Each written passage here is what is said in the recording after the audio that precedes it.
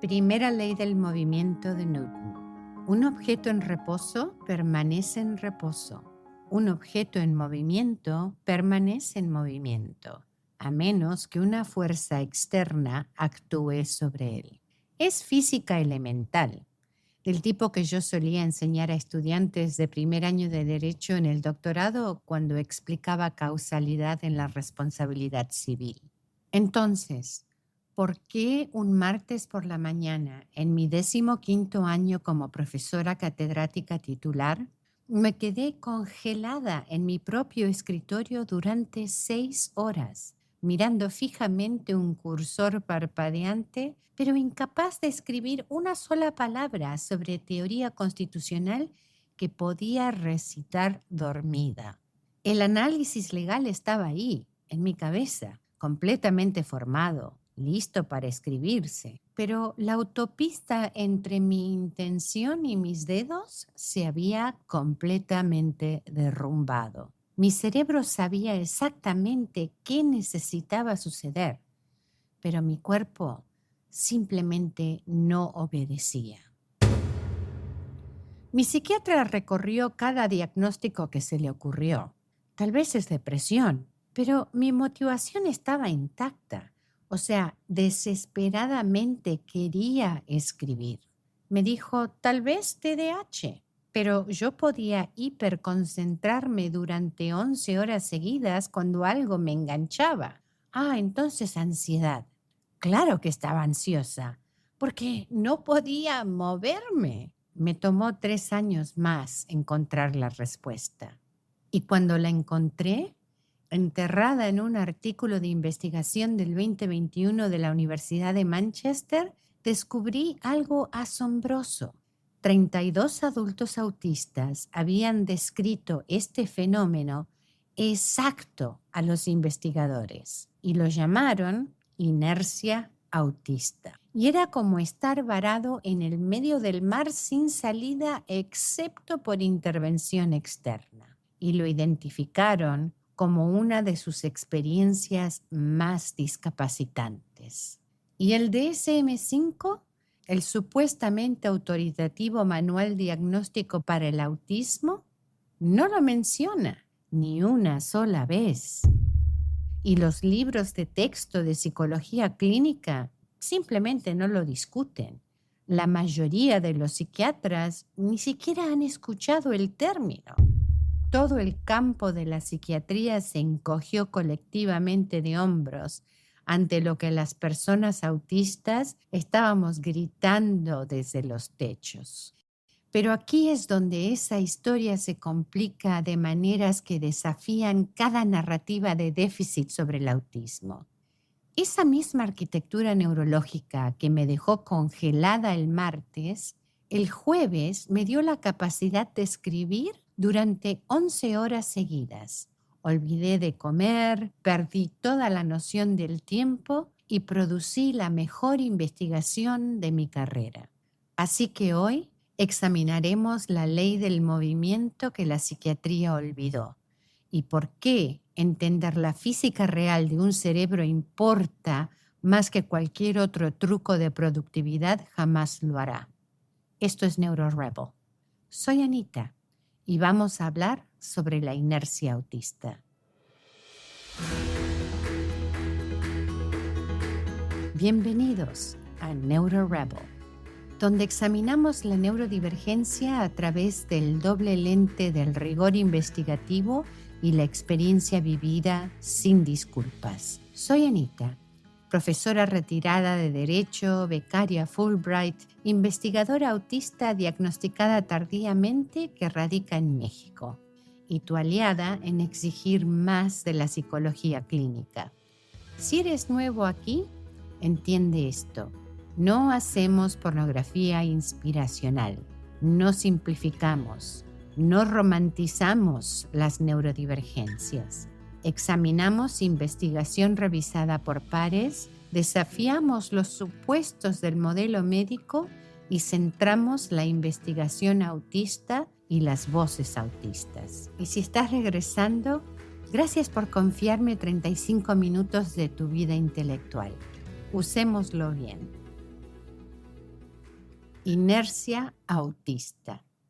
Durante la mayor parte de mi vida tuve otras palabras para ello, como pereza o falta de disciplina o autosabotaje o simplemente no lo quiero lo suficiente si no lo pudiera hacer.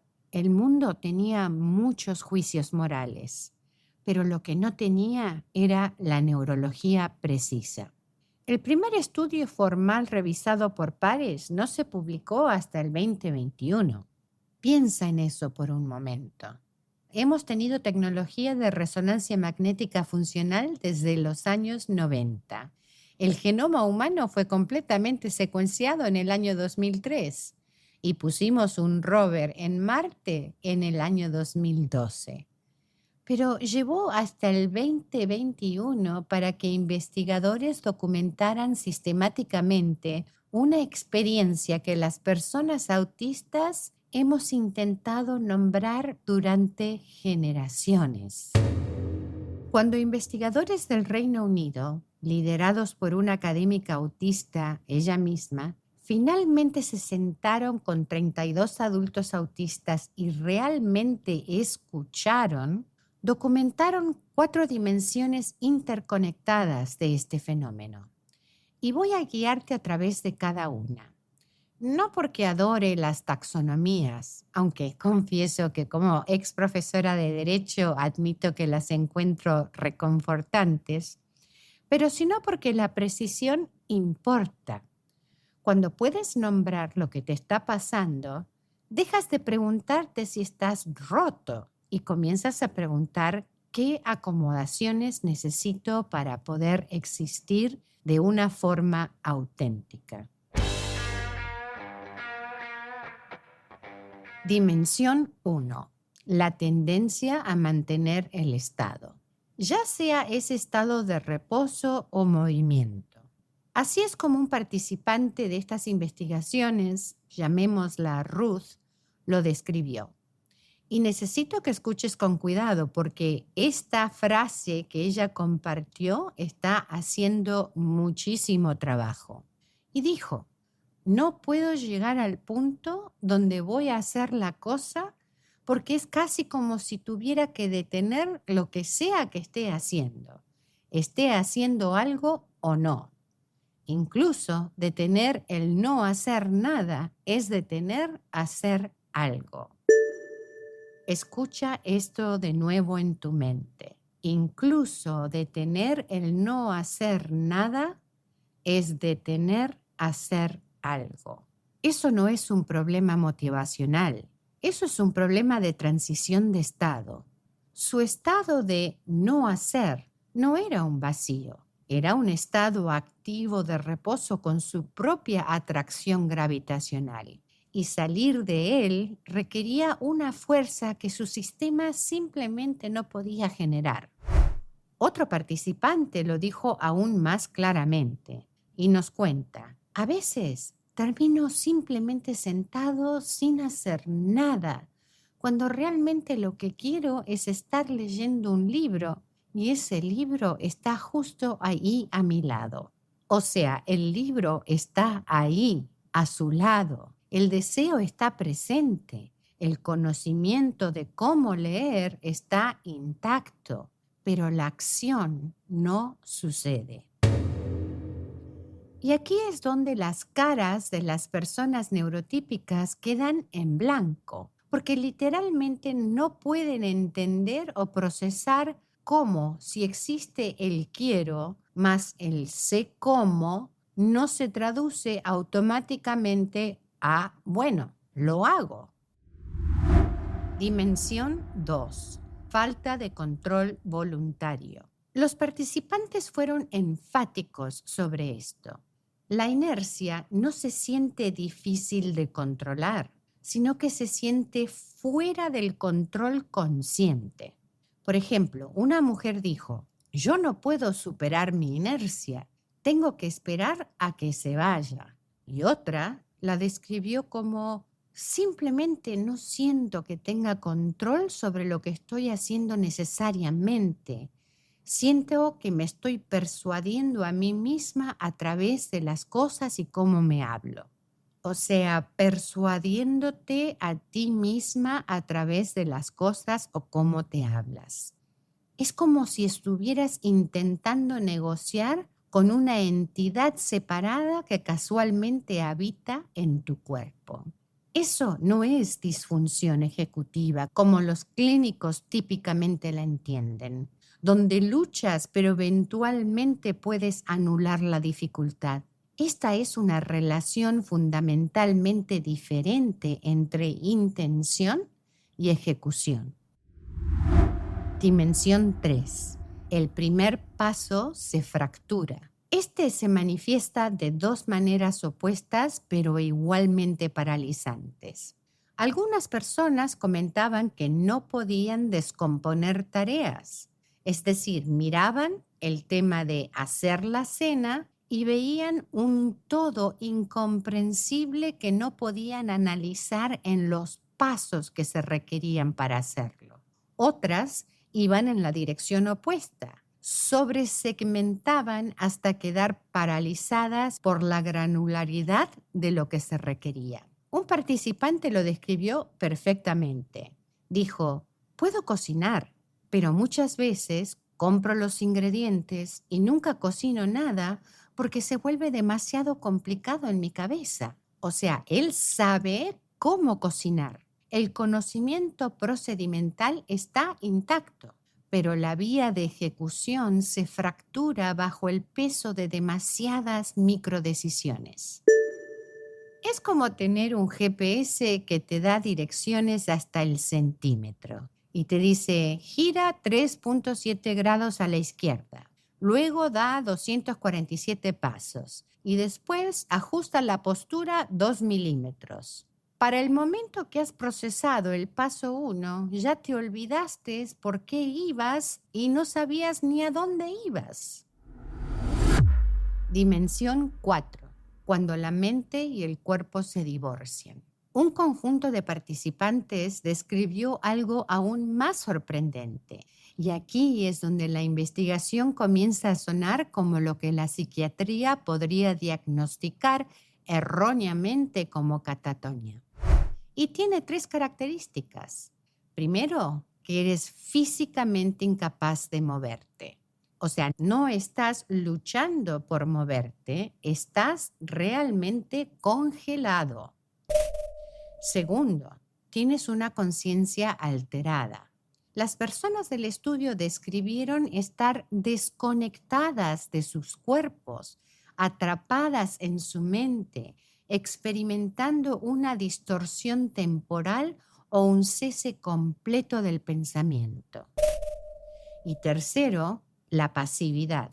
Una mujer dijo, a veces estaba como, oh, quiero leer, y luego son 3 horas después y no me he movido de mi lugar. 3 horas, completamente consciente. Sabe leer, le gusta leer, queriendo actuar, pero incapaz de moverse.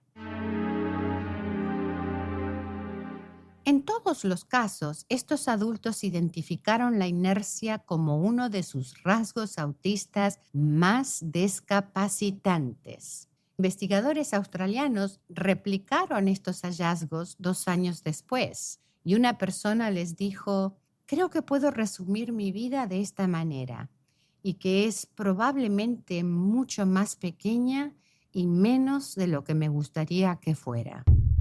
Y sin embargo, el DSM-5 tiene 0 menciones de la inercia autista y los programas de entrenamiento clínico no lo enseñan. Y la mayoría de los psiquiatras nunca han escuchado el término. Esto no es un descuido. Esto es lo que sucede cuando los criterios diagnósticos se construyen observando niños autistas en entornos clínicos en lugar de escuchar a adultos autistas describir sus experiencias internas. No puedes observar la experiencia interna de estar varado en el mar. Desde afuera, simplemente parece que alguien está ahí sentado sin hacer nada. Y en un sistema médico que privilegia lo que los clínicos pueden ver sobre lo que los pacientes reportan, dimensiones enteras de la experiencia humana se borran. Ahora, la honestidad intelectual requiere que diga esto claramente. La base de investigación formal aquí es delgada. Tenemos 2 estudios cualitativos principales con adultos, uno con jóvenes, marcos teóricos y conocimiento extenso generado por la comunidad. No tenemos estudios de neuroimagen, no tenemos datos cuantitativos a gran escala, ni tampoco tenemos investigación longitudinal.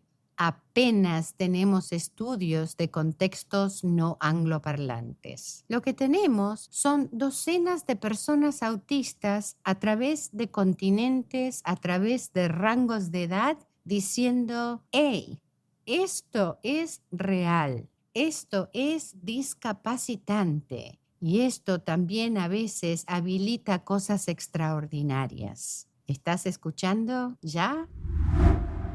A veces la mejor ciencia comienza no con escaneos cerebrales, sino con personas insistiendo en que su propia experiencia sea tomada en serio y en toda su complejidad. Así que hablemos de cómo se ve realmente esa complejidad, cómo la vivimos. Y esta es la fenomenología de estar congelado a fluir.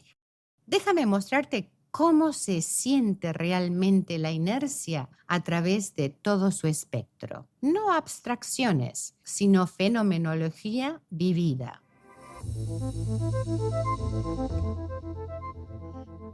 Parte 1. El campo de la fuerza invisible, o sea, la inercia de reposo. Imagina esto. Estás en tu sofá, quieres desesperadamente ducharte antes de encontrarte con tu amigo más cercano en ese café que has estado esperando toda la semana. Y puedes visualizar cada paso. Levantarte, caminar 5 metros al baño, girar la llave, sentir el agua caliente en tu piel y prácticamente puedes oler el jabón. Pero no puedes moverte. No es que no quieres, es que no puedes. Tu mente está activa, consciente y cada vez más frenética. Estás resolviendo problemas, estás haciendo planes de contingencia, estás experimentando ansiedad creciente por el tema de llegar tarde. Pero hay esa barrera, una barrera invisible, casi inmovible, entre tu intención y la obediencia de tu cuerpo. Un joven de 14 años lo describió así. Se siente como si mi cobija pesara 250 kilos y me estuviera aplastando. No me puedo mover. Otro joven comentó, es como si una computadora vieja y lenta está intentando correr Google Chrome y simplemente consume demasiado memoria RAM y simplemente no queda nada. Esto no es depresión. En la depresión, a menudo no quieres hacer las cosas. La motivación misma está deteriorada.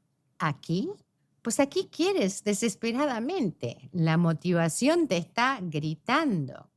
Un adolescente, por ejemplo, comentó, creo que yo debería poder hacer esto solo. Y realmente no quiero pedir ayuda, pero sigo atascado, sigo congelado. Esto no es parálisis en ningún sentido neurológico convencional, porque puedes moverte. Estás respirando, tu corazón está latiendo, podrías moverte y salir corriendo si el edificio se incendiara. O sea, el sistema no está roto, simplemente no está aceptando tu contraseña. Un participante lo describió como estar varado en el medio del mar y nada más existe. No hay pasado, no hay presente, no hay nada que hacer y no hay salida, excepto por intervención externa. lo cual, si lo piensas, es algo bastante fuerte de experimentar cuando solo estás intentando ducharte. Parte 2. La corriente del río o lo que se llama la inercia de movimiento. Y este es el otro lado, la misma física, pero la manifestación opuesta. Piénsalo así. Son las 10 de la noche. Te sentaste después de cenar para, entre comillas, rápidamente organizar las fotos del mes pasado. Solo una tarea de 15 minutos antes de dormir. Y de repente son las 3 de la mañana y has reorganizado todo tu archivo digital retrocediendo 7 años. Has creado 3 nuevos sistemas taxonómicos, has codificado por colores, etiquetado, hecho referencias cruzadas y ahora te duele la espalda, te arden los ojos, no has comido y necesitas desesperadamente dormir. Tienes que trabajar en 4 horas. Pero no puedes parar. No es que tienes problemas para parar, realmente eres incapaz de desengancharte. Tu cerebro tiene un impulso, la tarea te ha capturado y encontrar la salida requiere una fuerza que actualmente simplemente no posees. Un participante lo explicó perfectamente y dijo, tengo 2 modos. Tengo no puedo parar y no puedo empezar. Y no hay nada en el medio. O estoy yendo, o simplemente no puedo moverme. 2 caras de la misma moneda, misma neurología, diferentes contextos. Y aquí es donde algo llamado la teoría de atención monotrópica se vuelve útil. Académicos autistas propusieron que la cognición autista tiende a tener menos túneles de atención, pero más intensamente enfocados, como un reflector, en lugar de una atención difusa y multiárea, como un proyector. La versión superpoder de esta manifestación es que podemos lograr una profundidad extraordinaria de concentración y experiencia. La versión colisión con la realidad es que una vez que estamos en este estado de hiperenfoque, cambiar requiere una enorme fuerza cognitiva y no es terquedad, no es obsesión con un interés especial. Es que nuestra arquitectura atencional opera según una física diferente. Y regresamos a la primera ley de Newton. Un objeto en movimiento permanece en movimiento a menos que una fuerza externa actúe sobre él.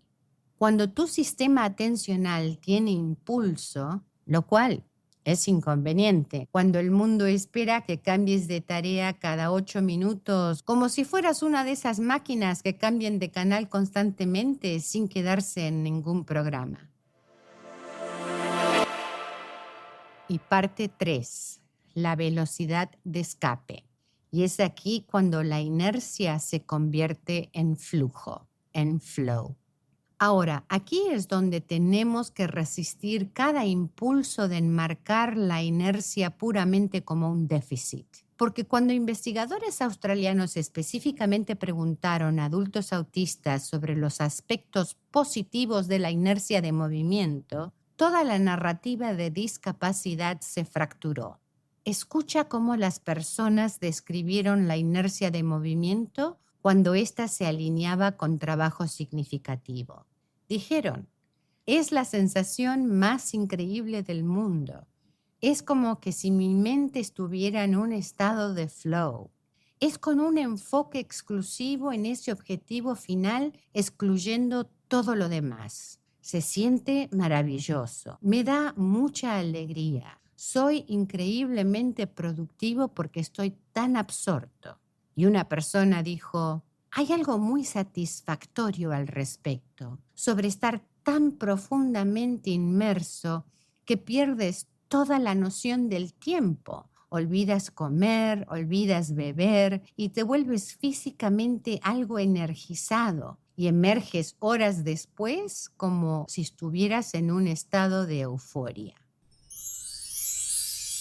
Esto no es, y no puedo enfatizar esto suficiente, esto no es romantizar la discapacidad. Esto es reconocer que la misma arquitectura neurológica que nos deja congelados cuando necesitamos ducharnos, también habilita estados de concentración profunda y sostenida que la cognición neurotípica literalmente lucha por acceder.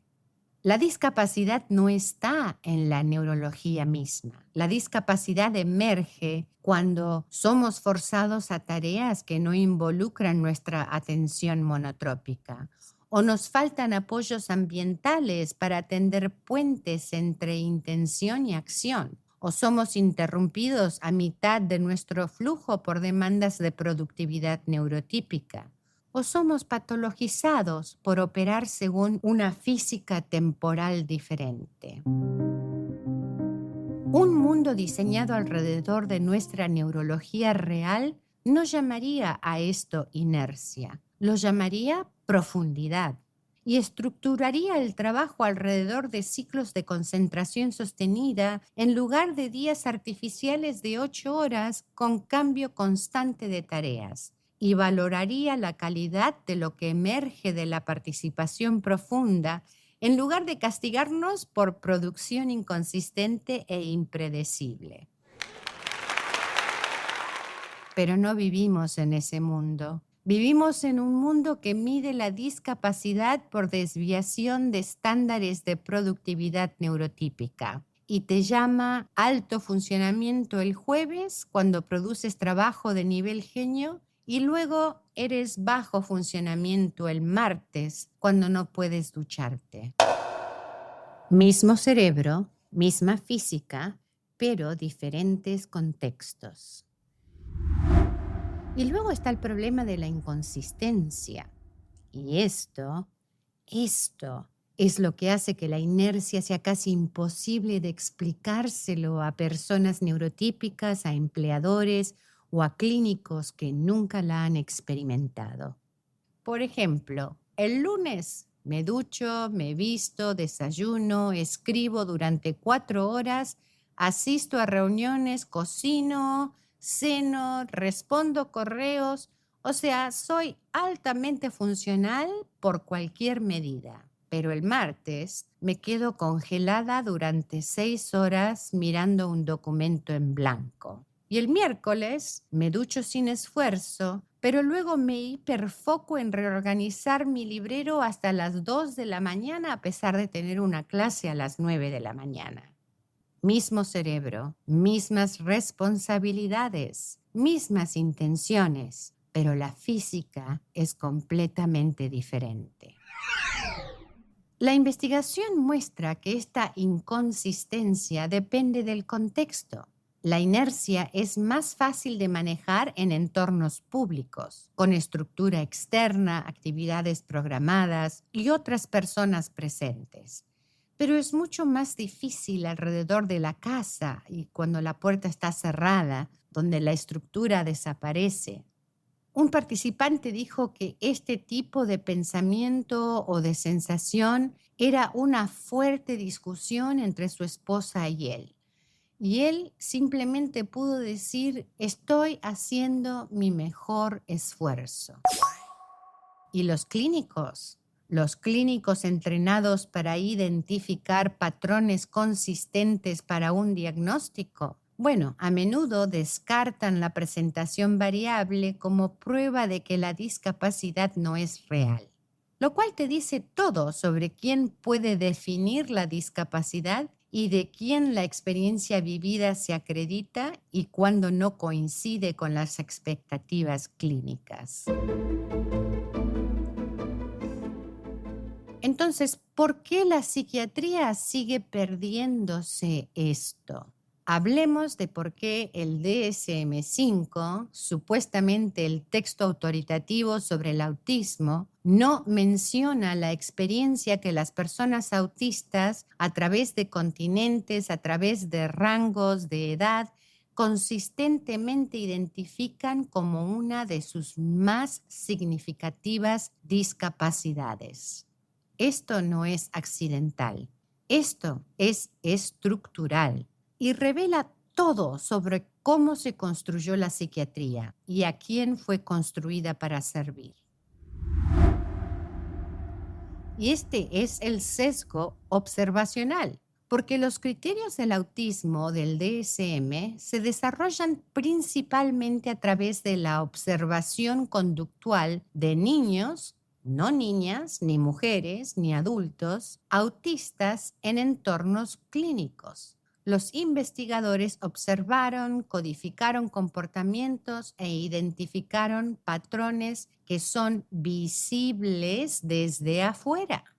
Diferencias de comunicación social observables. Comportamientos repetitivos observables. Intereses restringidos observables. Respuestas sensoriales, exacto, también son observables. Pero la experiencia interna de ser incapaz de iniciar acción a pesar de intención clara, pues eso no es observable. Y la experiencia cognitiva de ser incapaz de parar a pesar de la necesidad desesperada de hacerlo, tampoco es observable. Y la fenomenología de inconsistencia tampoco se ve. Y la cualidad subjetiva de un estado de flow, de flujo, de hiperfoco, tampoco es observable.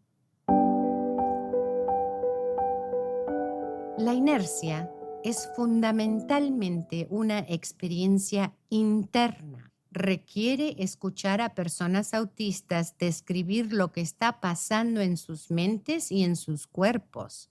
Requiere tomar reportes fenomenológicos en serio como datos y no descartarlos como meramente subjetivos. Pero el marco del DSM-5 privilegia la observación conductual sobre el autorreporte. Confía más en lo que los clínicos ven que en lo que las personas autistas dicen. Y cuando adultos autistas dicen, no soy perezoso, estoy experimentando inercia, y los clínicos que nunca han escuchado el término responden con, ¿has intentado hacer un horario y ajustarte a él? Vemos exactamente cómo ese sesgo observacional falla. Cuando jóvenes autistas describen sentir como si su cobija pesara 240 kilos y los clínicos traducen esa observación a, pues se está rehusando a levantarse de la cama, la fenomenología se borra, se invalida y se reemplaza con un juicio moral. Y luego entra la patología de la productividad, porque no son solo las categorías diagnósticas, es todo el marco de cómo entendemos la funcionalidad en un sistema que mide el valor humano por tu producción económica. Si no puedes producir consistentemente, si tu producción es variable, si necesitas 3 días de hiperfoco seguidos y 2 días de descanso, eres categorizado como disfuncional, sin importar la calidad o la innovación de lo que sí produces durante esos 3 días. La inercia autista es discapacitante en parte porque es neurológica y en parte porque vivimos en un mundo que requiere productividad consistente, predecible y sostenida en un horario determinado por ritmos cognitivos neurotípicos. Pero imagina una cultura de trabajo que dijera, esta persona produce brillantemente, pero opera según diferentes leyes de movimiento. Necesita andamiaje externo para tender puentes entre intención y acción en días de bajo compromiso. Y necesita horarios flexibles que acomoden esos ciclos de hiperfoco e hiperconcentración. Y necesitan protección contra interrupción durante esos estados. Y valoramos la profundidad de su trabajo tanto y la valoramos más que la consistencia de su disponibilidad. Pero no tenemos esa cultura. Tenemos una cultura que te llama perezoso cuando no puedes moverte e indisciplinado cuando no te puedes parar. Y ahí están las voces que no estamos escuchando. Y esto es algo que la investigación enfocada en adultos inicialmente perdió. Y la pregunta es, ¿cómo se manifiesta la inercia para niños y adolescentes autistas que aún no tienen el lenguaje metacognitivo para distinguirla del agotamiento, del colapso o de estar exhaustos? Cuando los investigadores realmente preguntaron a los jóvenes autistas entre edades de 8 y 18, encontraron algo fascinante. Las personas autistas más jóvenes a menudo experimentan la inercia como una mezcla entre pesadez física, bloqueo cognitivo y frustración emocional, todo al mismo tiempo. Un joven dijo: me siento perezoso, cansado, tal vez incluso con un poco de agotamiento en todo mi cuerpo. Me siento débil, como si mi cuerpo estuviera demasiado pesado para que yo lo pueda mover. Otro dijo: es más como un bloqueo de artista o un bloqueo de escritor, es lo que me pasa a mí. Siempre escucho eso del bloqueo de escritor y me imagino que es lo mismo. Estos son niños y adolescentes aprendiendo a nombrar su propia neurología y haciéndolo en un mundo que patologizará estas experiencias como problemas de conducta o falta de motivación, a menos que les demos marcos precisos. Cuando no enseñamos a los jóvenes autistas sobre la inercia, cuando no les damos lenguaje que separe neurología de moralidad, los preparamos para décadas de vergüenza y de invalidación. Esto es urgente. Esto importa para el desarrollo de identidad, autodefensa, salud mental a través de todo el ciclo vital. Y ni hablemos del punto ciego cultural.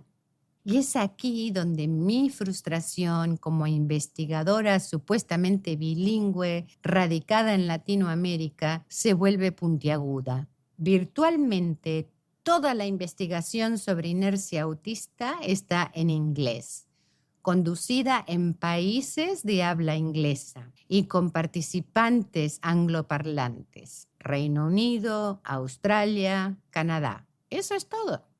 Pero se han preguntado cómo se manifiesta la inercia en culturas con conceptos diferentes de tiempo o con conceptos diferentes de productividad o de discapacidad. ¿Y cómo describen esto las comunidades autistas de habla hispana? ¿O existe terminología que estamos perdiendo porque la investigación anglófona domina?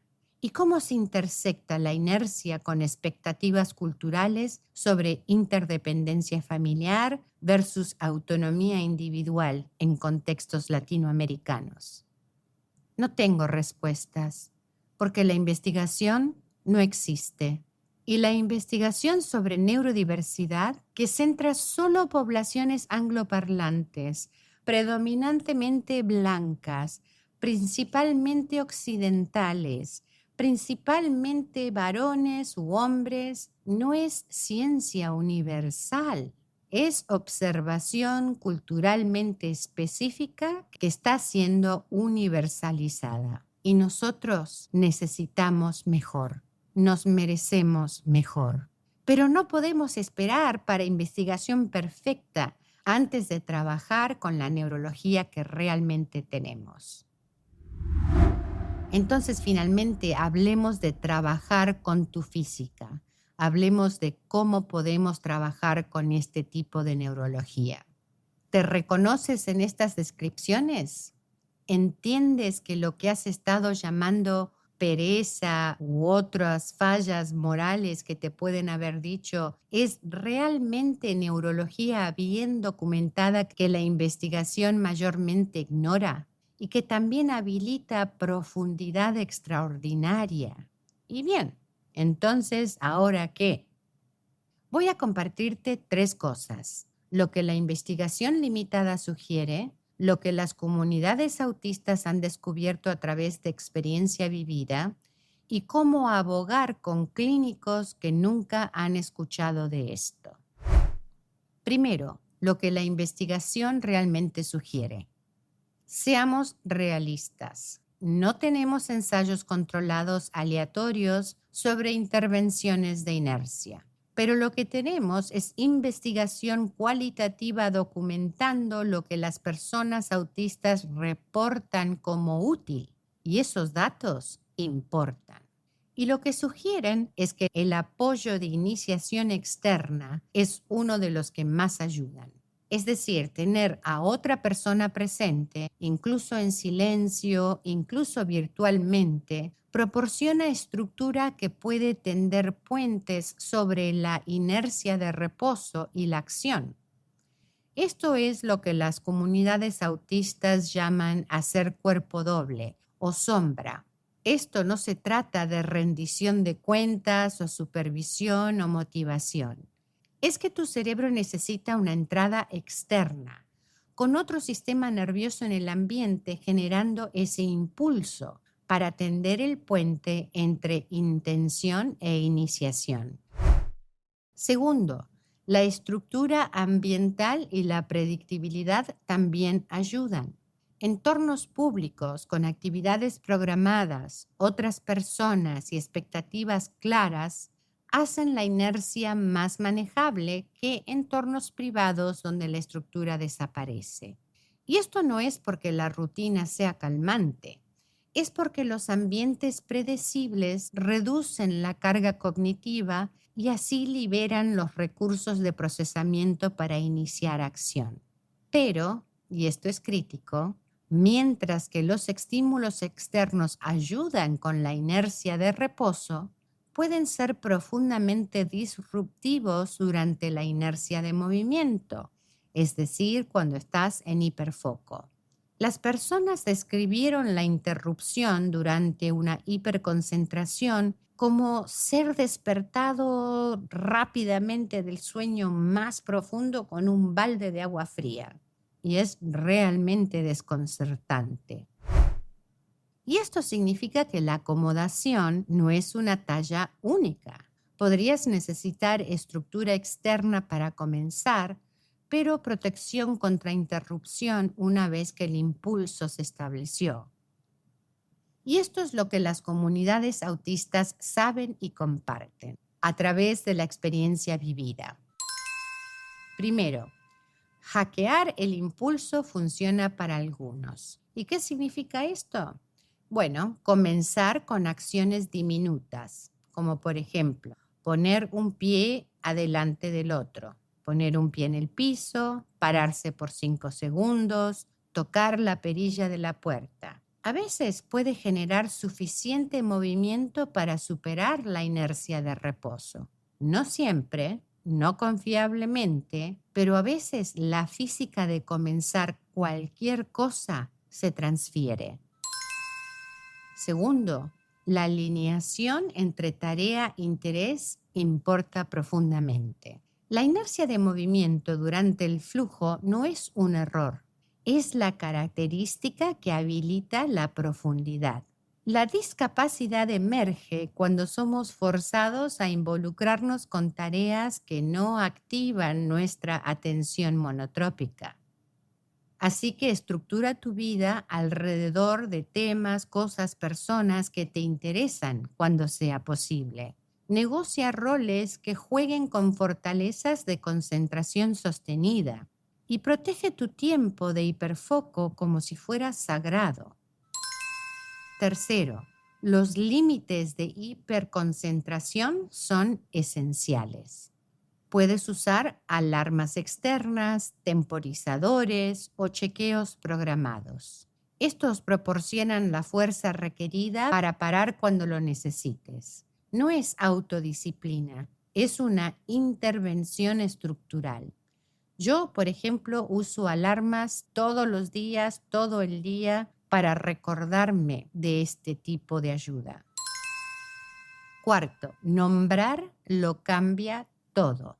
Cuando puedes decirle a una pareja, a un empleador, a un amigo, a un familiar, estoy experimentando inercia y necesito apoyo externo para hacer la transición. Lo que sucede es que en lugar de disculparte por pereza, toda la interacción cambia. Y cuando puedes decirle a tu hijo, oye, yo sé que tu cerebro opera monotrópicamente y puedes ir increíblemente profundo. Y eso es un regalo. Y también significa que cambiar puede ser difícil. Así que, ¿qué te parece si construimos un apoyo? Y eso previene décadas de vergüenza y de invalidación. Finalmente, ¿cómo educar a tu terapeuta o a tu clínico? Si tu terapeuta o psiquiatra no ha escuchado de la inercia autista, tienes varias opciones. Opción 1. Dirígelos a la investigación. He enlazado los estudios fundacionales en nuestras notas del programa en mi página web neurorebelpodcast.com junto con autisticinertia.com, que compila tanto investigación revisada por pares como conocimiento comunitario. Opción 2. Traduce a un lenguaje que entiendan. Y puedes decir algo como esto.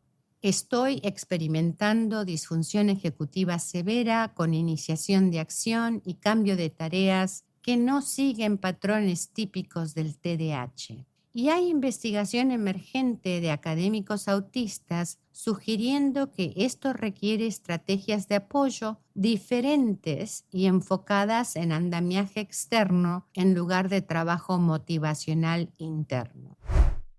Opción 3. Encuentra un clínico que ya lo sepa. Recursos como el Directorio de Terapeutas Neurodivergentes cada vez listan más profesionales que se especializan en apoyos para adultos autistas. Te mereces un clínico, una clínica que no descarte tu experiencia vivida porque no está en el DSM-5. Te mereces a alguien que te trate con respeto y como el experto que eres en tu propia neurología. Y si eres padre o madre de una persona neurodivergente, te mereces un clínico que ayude a tu hijo o a tu hija a entender su inercia como neurología y no como defecto de carácter. Alguien que construya apoyo de función ejecutiva sin juicio moral y que reconozca que cuando tu hijo está en flujo, sepa proteger ese espacio en lugar de interrumpir con transiciones arbitrarias. Entonces, aquí es donde quiero dejarte. No con respuestas ordenadas, sino con preguntas que esta investigación abre. Porque la mejor ciencia genera nuevas preguntas. Pregunta 1.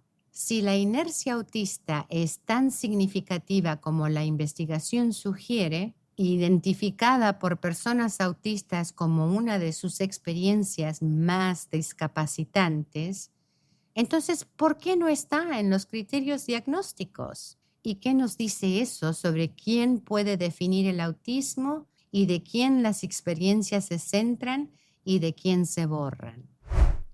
Pregunta 2. ¿Cómo sostenemos ambas verdades simultáneamente?